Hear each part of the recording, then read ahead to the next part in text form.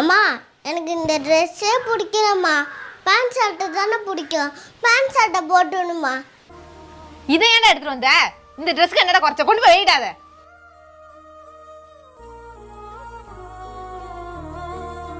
திவி, இந்த ஆப்பிள் சாப்பிடு. எனக்கு ஒன்றும் வேணாம். ஏன்டா வேணா? வேணாண்ணா வேணாம், விடுங்க. வேண்டாண்ணா போ. என்னை யாருமே புரிஞ்சுக்க மாட்டாங்க. ஏன் திவி காலிலேருந்து ஒன்றுமே சாப்பிடாம இங்கே வந்து உட்காந்துருக்க? இது சாப்பிட்டுட்டு இதை விளையாடுறியா?